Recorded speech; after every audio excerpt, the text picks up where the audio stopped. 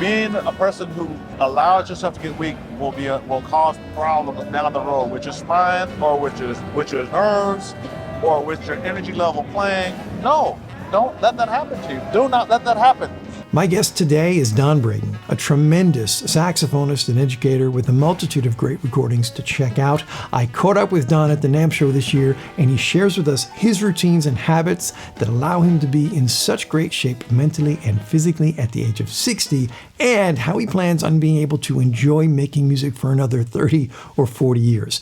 If you've ever had any pain or discomfort when playing, or ever felt a lack of motivation, you're going to find our conversation particularly helpful. Enjoy. All right, Don Braden. Yo. So good to Hey, Metcalf. hanging with you again. Absolutely. Here at the NAMM show. Yes, sir.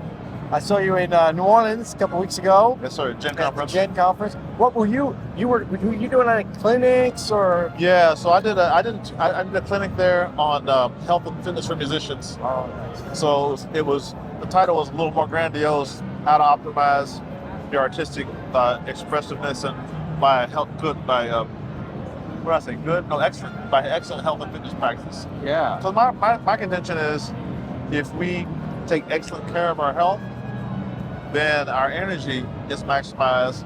Therefore, our creativity, imagination, communication, much better.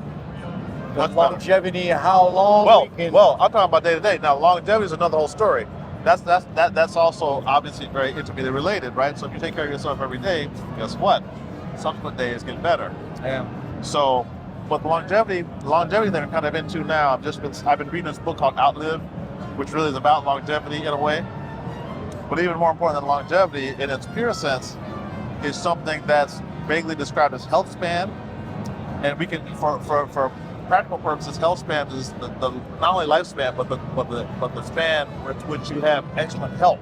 Yeah, quality of life. So living a long time is one thing, but living a long time in excellent health is another thing. and being able to enjoy. And being able to Playing the saxophone. being able to enjoy playing saxophone, being able to physically actually do it, being able to be productive as a practicing person, being able to be in a good mood. If you're in pain, it affects your mood, most of us, you know? I mean, so many things. If you feel good, you feel good. Okay, You know, this you is can give that to people. Yeah. You can give it to your audience, you can give it to your fellow musicians, Yeah. and then the moment of spontaneity, creativity, which is the magic of jazz in particular, can happen much more easily, I think. You know what I mean? If the environment is such that other stuff's out the way and that flow can really happen unimpeded, relatively speaking, that's what's up. Yeah. So at the very foundation of that is excellent health. So in Gen, I presented tactics, attitude, mindset, strategy for that. So so a lot of this is physical, but a lot of it is also mental, No right? question. Like I said, strategy, Yeah. mindset, right? So, and there's a bunch of components to it, right? Because they're also emotional, right? So mental health. I'm not a mental health expert. For that matter, I'm not a medical, by disclaimer. I'm not a doctor. I don't play one on TV, right? But I'm a person who's figured out how to manage my energy really well, stay really positive. And I want to share that because I've seen both sides of it. Yeah. You know, I've been around certain cats. Wayne Haynes is a good example, someone who kept positive and still in his 90s, still able to play, although he's like 98 now or 99. He's like really old. But in his 95, 96, he was still really hitting it. It might still be. I haven't heard it for a while, so I don't know. But the point is, through his attitude, through his actions, through his technique, he kept idle throughout his life. That's what's up, right? So components of that, there's all these physical things, and I talked about that. Mental side of it, I'll say a few things about that. One thing is, we're all different, right? So we all have our story, we all have our challenges, we all have what our life has been before that affects us. So I think being able to, developing the skills to look at that and manage whatever that is very important. Having great relationships is super important. Great friends, great, family members with whom you have the right kind of connections. I tell my jazz students at Litchfield Jazz Camp, one of the most important things I tell them is the jazz arithmetic. 1 plus 1 is not 2. 1 plus 1 is 4. Why is 1 plus 1 4? Because when you get the 1 and 1, magic happens because we are wired to energize off each other as humans. Now, 1 plus 1 can also be 0 or 1 if you pick the wrong character, right? So you do have to be selective and learn to pick and maintain, develop and maintain good relationships. Then the other big thing with mental health, so relationships are big. Self-awareness, like I mentioned before, self-awareness is huge. Power sources. What are your power sources? What energizes you? What fuels you? Every time I do a workshop about this thing, I ask the audience, tell me your power sources. And every time they give me cool things, you know. The basic ones for me, let's say, for example, are water. I love the ocean. I love water. I love swimming. Power source, the sky, sun is huge. Music itself is a power source. My friends and relationships are a power source. Working out is a power source for me, right? So you got to find your power sources. Again, that's what fuels your mentality, in addition to your physicality, right? So that's pretty much my, not being an expert, that's kind of where I put the mental / emotional health side of it. But that's a fair amount, because you can be self-aware, you get your relationships together, and get your power sources. I might add one more: self-soothing. How do you soothe yourself? When things are bad, what do you do? How do you handle it? And again, everyone's individual. I'm not an expert, but there's tons of books, there's tons of information out there about this for everyone's individual situation. And you get your friends, you figure out, you do some research, and you implement these tactics so that you take an active approach in organizing yourself for your optimal journey.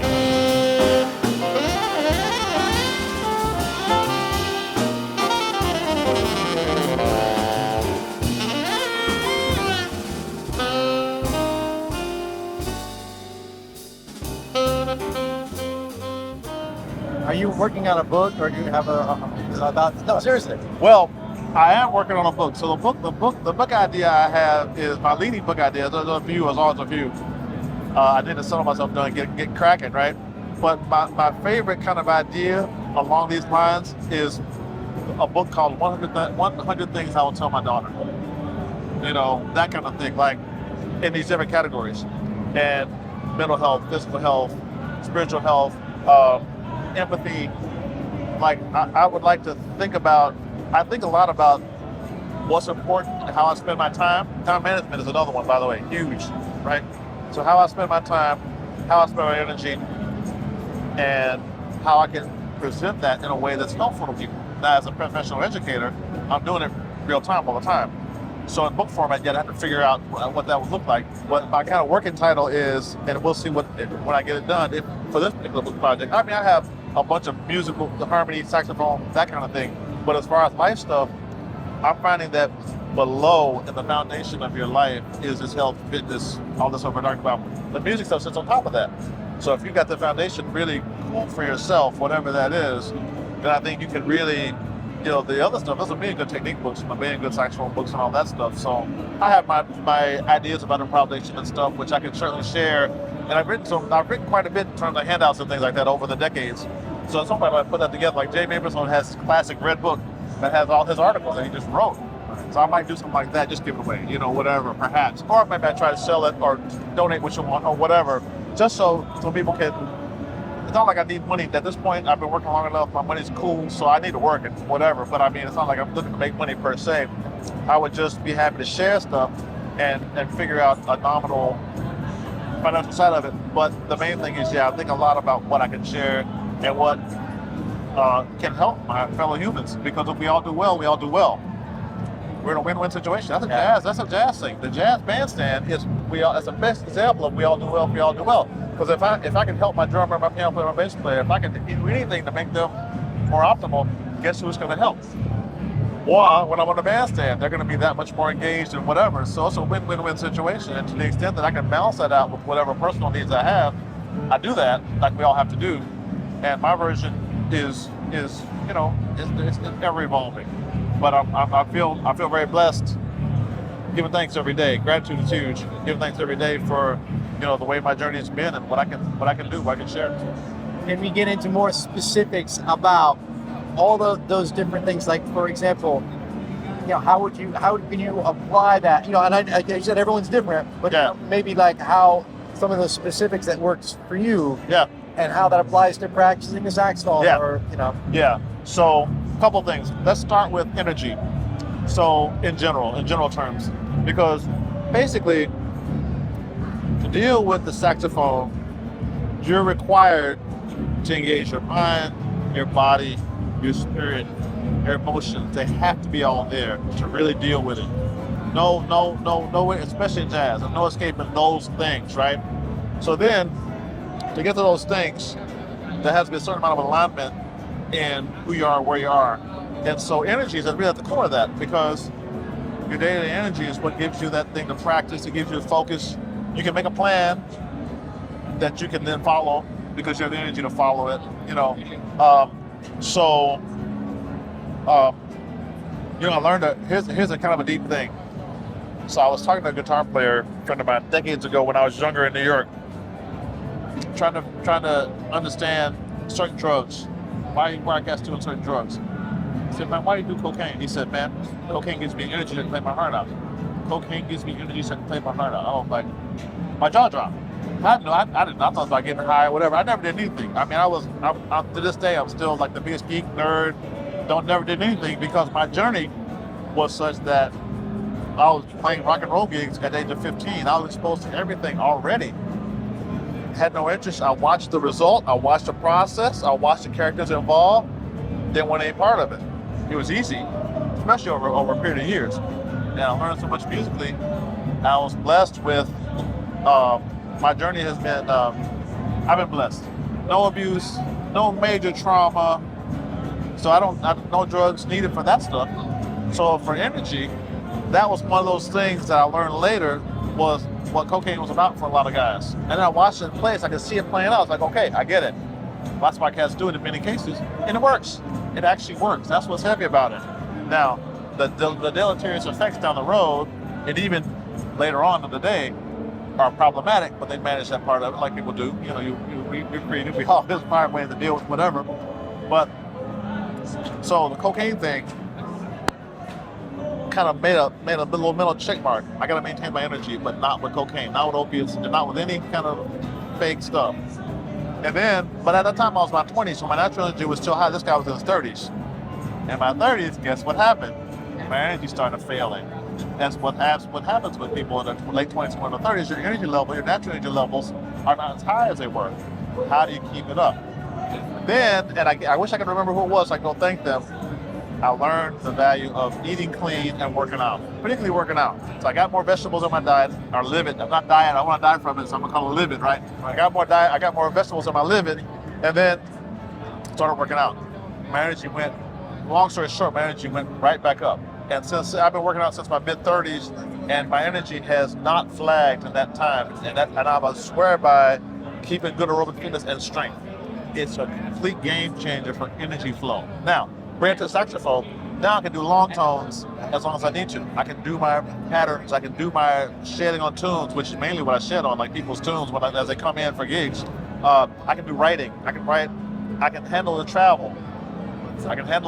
All the rigors of travel are not. I can lug my stuff all day and have plenty of energy for the gig. It's never been a problem, except those rare times when I'm sick. Anybody gets sick, you have issues, right? But even recovering from illness, for me, is better because, and I learned to eat really clean about 10 years ago. I got into intermittent fasting. I got into eating really clean, minimizing refined wheat, minimizing sugar, maximizing natural foods that really feed my body. Then my energy translated to that ability to really hit it on stage and bring it every time, or most every time. No one's perfect, I have my off, but for the most part, I'm ready to go. And then that energy goes to my bandmates, who then send it back to me. And the win-win 1 + 1 + 4 thing can really happen. So it's really about energy at the core. Then it allows me, and then tone production, because being in shape, I can handle the thing on my neck. I can handle the air. I can handle carrying it. All those things I can really handle super well with minimal stress on my body and maximum fun.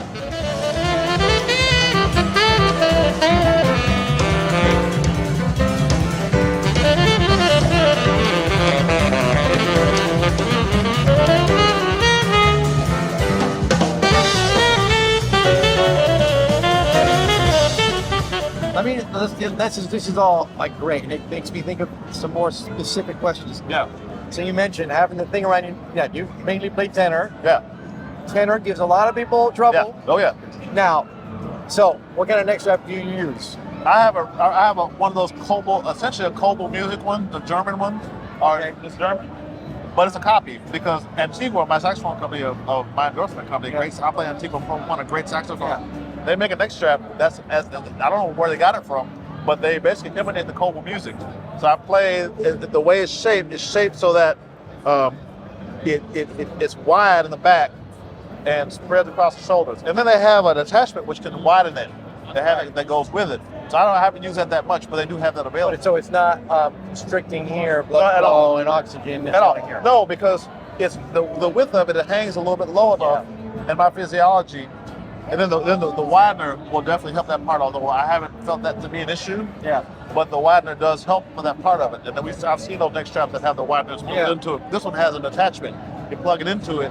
You run the cables through it. You run the strings through it, and it'll keep it separated anyway. So the Cobalt music is the most comfortable one that I've found, and then but it's a copy. Even something like that's still going around your neck, and you need muscles in your back and shoulders to support that. Otherwise, what happens? So what's happened to me in my 30s when I just started working out, one of the things I noticed, I was starting to get some numbness and some pain from playing hours, right?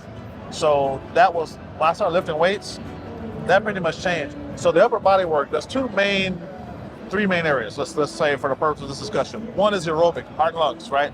Very important. So running, biking, whatever, get that going. Don't have to do hours and hours, 20 minutes a day, 30 minutes max, you're good, right? At a decent level.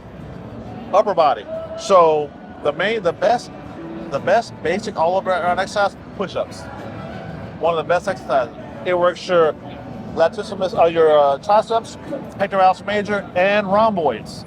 Okay, all those are very important for saxophone. So once I got really good at push-ups, I could do beyond 30 to 40 to 50 push-ups.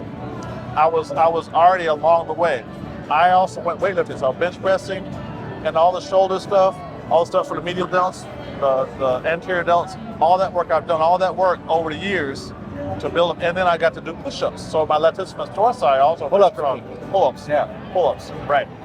So I got good at those. It took some months of six solid disciplined months to get to the point where I could do it. And I can do like 10 to 15 push-ups, pull-ups. Yeah. I can do like 40 to 50 push-ups, but pull-ups I can still do quite a lot. Past 10 always, and depending on whatever. And I do them when I do my workouts. I do sets of 10 to 12, 3 or 4 sets, at least 30 or 40 pull-ups per session, at least. That's my work, my nominal weight, my weight day workout. And I bench and I can still press my body weight. I can still press 205, 210, no problem. I mean 8 reps, 6 reps kind of thing. And if I go max, I can go harder. So that's all. It helps. How old are you, Don? 60. 60, just turned 60. So I mean, so that's, I have to add that because it's quite above average for my age. To be able to do that and to be that quite above average for my age. Yeah. So, but the thing is, what I found is all that weightlifting is great for your energy. It's great for a saxophone. I have no physical issues whatsoever from a saxophone, no matter how many. Now the flute's another story. It's much lighter, and yet that bad boy really kicks my butt because, well, it did, doesn't anymore. But when I first started really shedding again about 10 years ago, I hadn't done quite enough shoulder work to maintain holding the thing up, especially alto flute, which is even heavier and longer. That's like a pound, but they're heavy enough. Well, you gotta hold your arm up. That is a non-trivial amount of effort to go in and try to build up for that. But once I did the work, no problem. And again, this translates to that physical ability to play as long as necessary with minimal stress on the body, right? So my mom is going through spine issues, and almost all spine issues are accompanied by pain. So if you feel pain, something's up. You got to deal with it. And so my thing was early on when I felt the pain, I started lifting weights and got much stronger. If I do yoga, I stretch every day religiously. All that stuff makes it really possible for me to deal with the saxophone with minimal stress on my body. And I anticipate another 30 to 40 years. That's the goal. Yeah. Be like Roy Haynes. Yeah.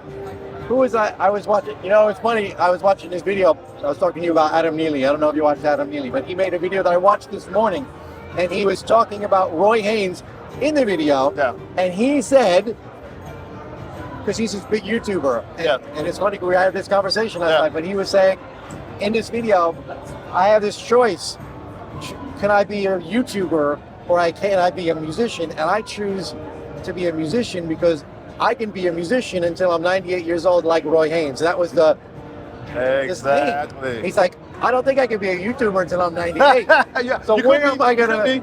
We don't know. But he's like, I don't know if I don't want to be. You know, I want to be what I feel here Exactly. because I want to be a musician. I want to be Roy Haynes. Yeah, man, that's what's up. So whatever your energy is, and what to maintain your energy, power sources, relation, all that stuff, and the physical component of that is huge because that's what starts to atrophy.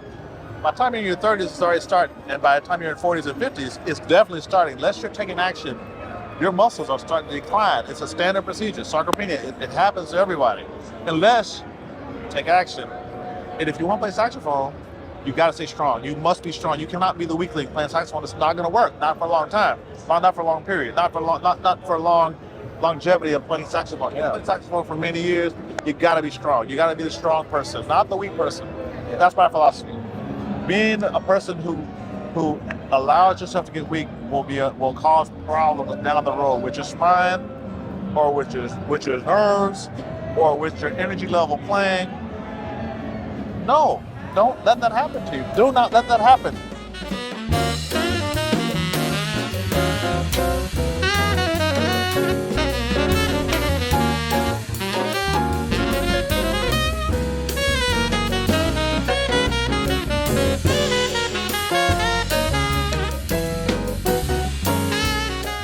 And we talk about routines, maybe. Like, Yeah.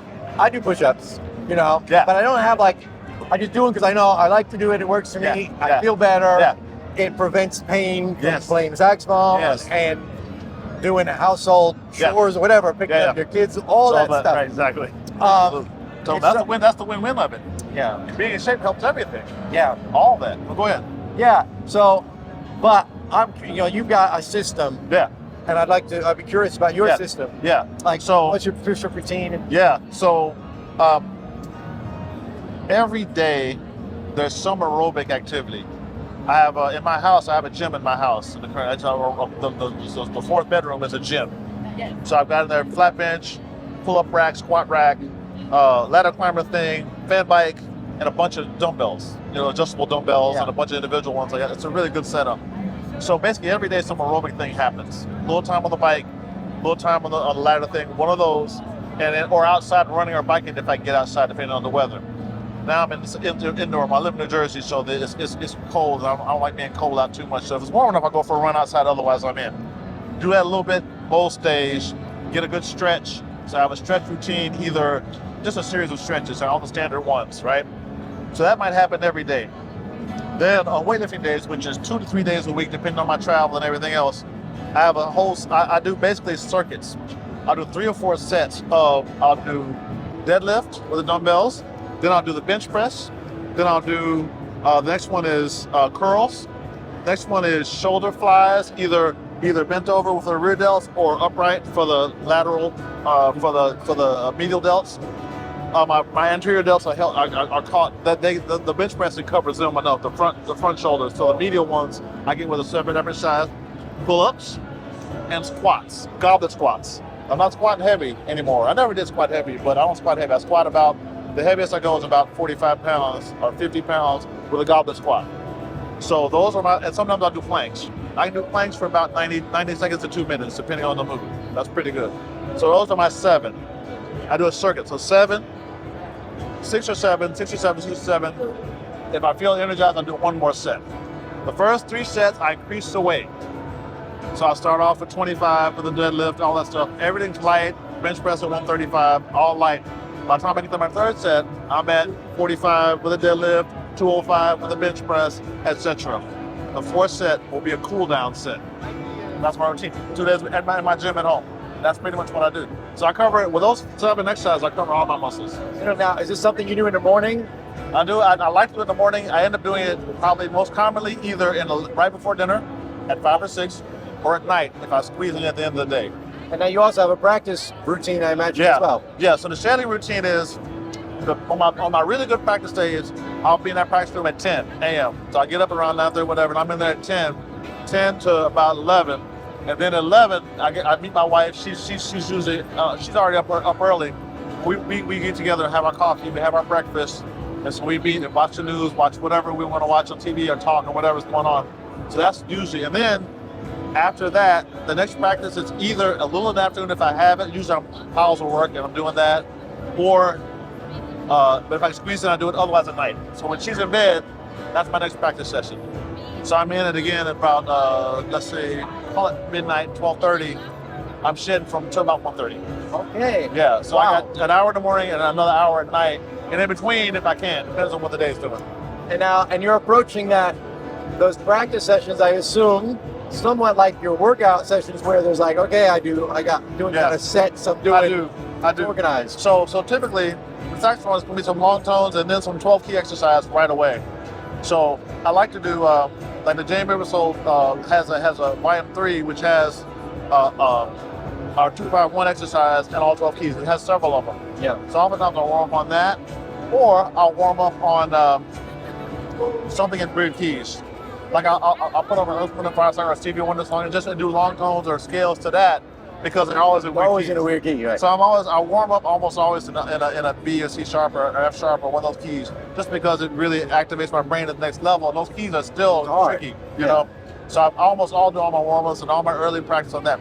Then the next practice is going to be whatever I'm working on, which is either if I have a gig coming up of whoever's with, either some band I'm playing with or my own band, I'm working on that music. So I got a funk band. We have a whole list. I have play along tracks for everything. I play along tracks for all my music. I play along tracks. I make them. I request them. Or if it's not play along, I just play along with the record of whomever. Peter Hand, I work with him sometimes, or whomever. These different characters I play with. Natalie Jr. I just either I make a MIDI track of it, or I'll play with the record or whatever, and just I'll work out details. And if I got it worked out, then I just shed with the track as if I'm at the gig. Right. And I do that basically after the warm up, which is 15, 20 minutes. I'm into that for 40 minutes, and then at night back to that. But that's it. Right. And then if I'm working on patterns, lately I've been working on patterns. I've been working on, like I got the Eddie Harris book, The Inner Concept, volumes 1, 2, and 3 in one book. Okay. I've been going through that thing. Holy moly! I know that book. Oh, it's so good. Eddie Harris, The Inner Concept. I bought it from something online. Yeah, I might have even bought it from Jamie. I think I bought it from Jamie. Right. Jazzbooks.com. Yeah. It's a big, thick book. And it's got like all these interval exercises, all these fourths and all these sevenths and ninths and all this stuff. So I'm starting to work on that stuff now. Yeah. It's really fun. It sounds really cool and it's great for your chops. Right. I can't do it very well at all.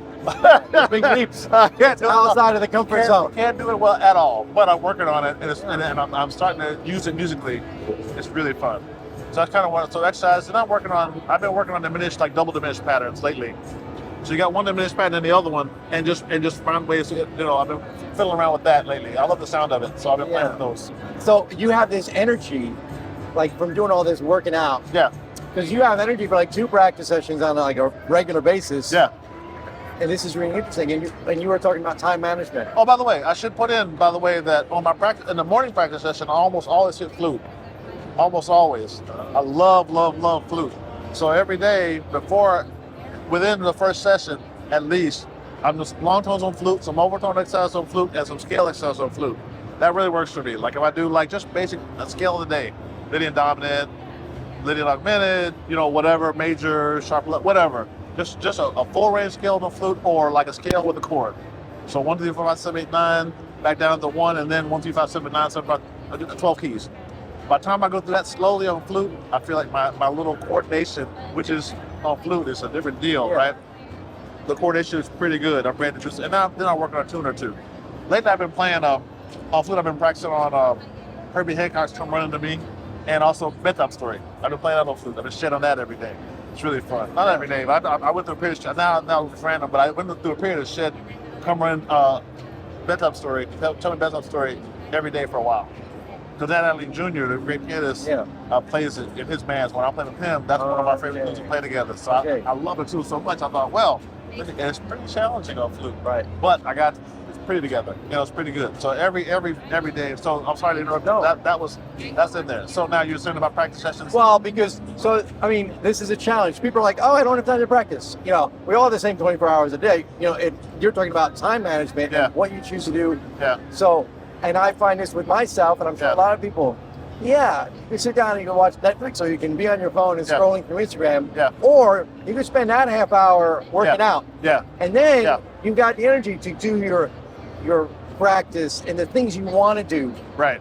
Play with, spend time with your kids, all those things that we're like, I don't have time for. Right. But then you look at your screen time on your phone, like, yeah, but you spent 3 hours looking Yeah. at your phone today.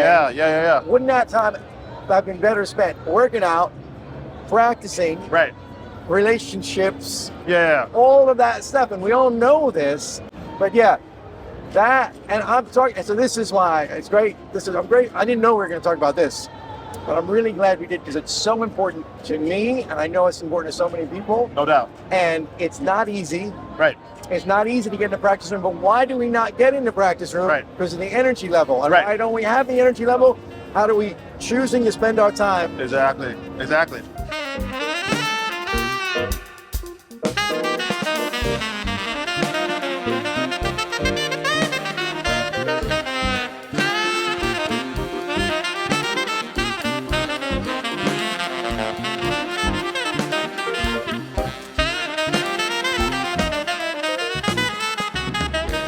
And here's the thing, you got to be self-aware. You got to know yourself with this stuff. So for myself, and this is every Sharp the Great basis, and I talk about this all the time. If you want to get something done, you really got to do it early. You have to do it early in the day, because the day gets away from us. It just does. And I find, and I can't profess to be perfect about this, but on days when I make a good schedule for the day and stick to it as close as I can, it's far more productive. And without a schedule, I can tend to dilly-dally, you know, and it's fun in a way, because it's still, I'm cool, life is good, it's all good. But if I'm really trying to get stuff done, I really can't afford, you know, especially over a long period of time, it adds up. The time you waste does add up, and the time you spend productively adds up. Yeah. So to the extent that you can manage that, I do a lot better when I make a schedule. And so I have a standard schedule that I kind of deal with, that kind of fits in the practice early, time with the wife, workout time, which get right before dinner typically. Sometimes in the morning, it just depends on what's going on, but right before dinner is the most common time. Then dinner, and then time with the wife again, and then back to the practice room, and but a lot will depend on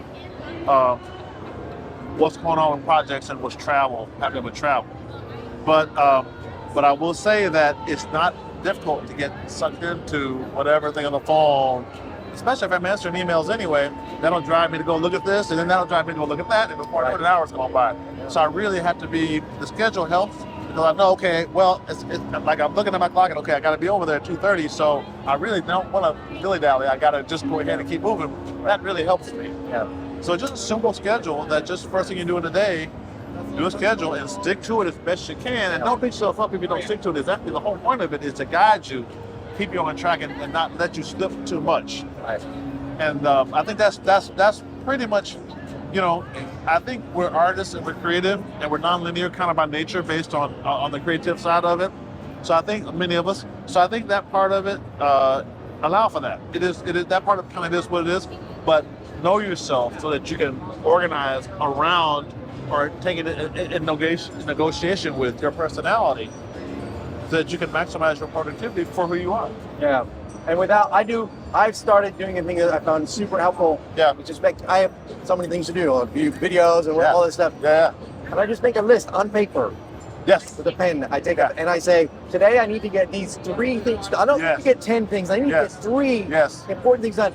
And then I do them and cross them off. And I find when I do that, instead of being at the end of the day, I got nothing done. Right. I was in my office all day. You see your list. By lunch, I've done all 3 things. Yes. Now I can now I can go, you know, shed or exercise or hang, you know, spend time with the family, or do nothing and just. Right.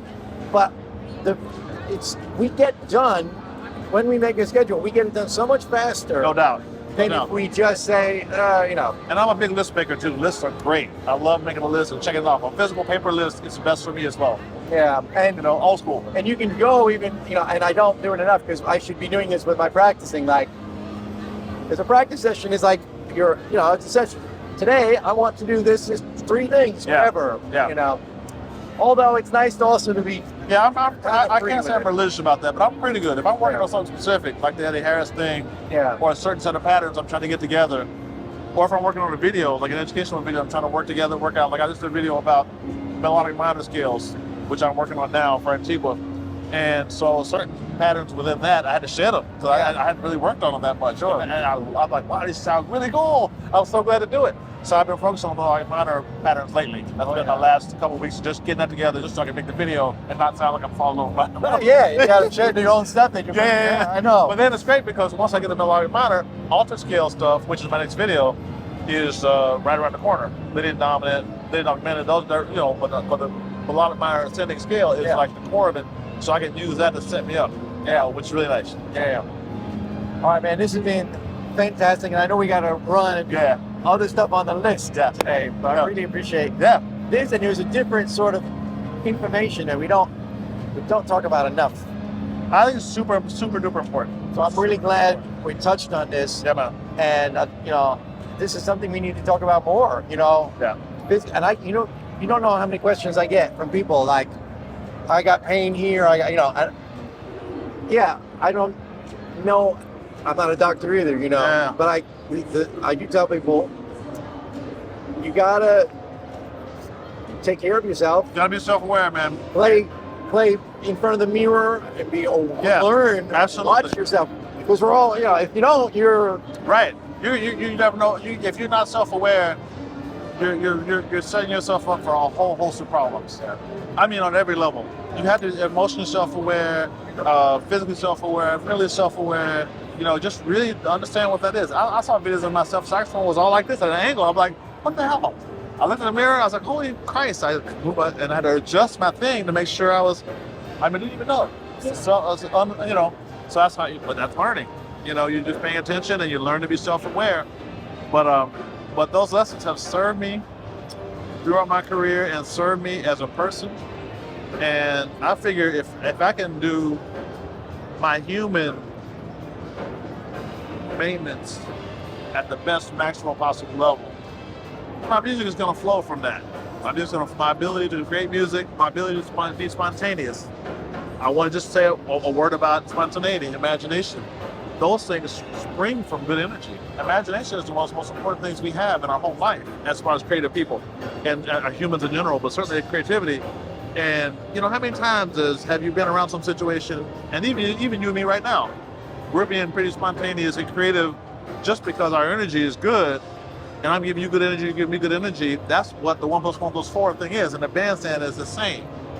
And we just, it's in a musical with a musical language, and that's what we want to maximize. We want to maximize that. That's what's really fun about life, to me, at least a big part of the fun is that part of it.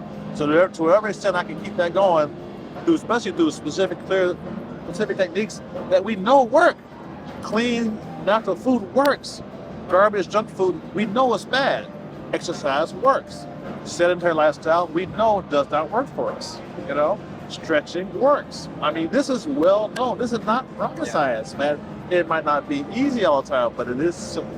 Because we have so many distractions. And the thing we didn't talk about, which is I've been discovering in recent years, the mental side. And the what? The mental side of things in music. And the whole getting down on yourself. Yeah. Beating yourself up. Yeah. And once you learn to overcome that, which is not easy, right? But once you learn to love yourself in your music, accept your humanity, it's so important. It changes. And that for me, it's huge. Because there's so much fear and there's so much anxiety, and it can overwhelm you. But once you get to this point, like Kenny Werner talks a lot about this, you just accept you accept yourself and forgive yourself for mistakes and all of that. It's huge. And you also, I've been saying this before when you were telling me in response to something else you said earlier, the environment, what comes at you is mostly not fair to say mostly, but largely not for your benefit. A lot of the data, a lot of the news, a lot of the food, a lot of what they try to sell you, it's not for your benefit, it's for their benefit. Now, no harm to them, whatever, in many cases, whatever. No judgment about that, but because we are our own people, and if we become self-aware, we can be the gatekeepers. We can manage what comes in. If you let yourself be kind of manipulated by the sales things and by the fear and all this stuff, whatever the agendas are, I won't open all that can of worms. It's just that I know whatever it is, whatever the agendas are, it's not maximally beneficial to me. That is obvious. Yeah. And because I know I'm grown now, and I've had enough good advice about this, there are very clear things we know that are good for us. So let's manage all that stuff coming in and do for sure what we know is good and try to build habits. Well, get that word in there, the H word. Yeah. It's all about build good habits. Yeah, man. Get the habits going to do those really productive things, which then will give rise to all the positive things that we've talked about. Yeah, man. Well, this has been fantastic. Thank you. My pleasure, man. And we got I haven't admired you for a long time, man. I'm really glad we finally got a chance to Yeah, hook up. yeah. It's because it's my fault because I live over in France. You know, if I lived in New York, it'd be so much easier Yeah. to It's meet all up good. and do this stuff. But I'm glad this is not the best environment for it. But you know, We're here. There's music everywhere, so it's all good. I'll take yeah, that, man. Yeah. Yeah. So you're gonna go and play over. I'm gonna play. All right, let's 8 go. minutes. Let's do it. Bye.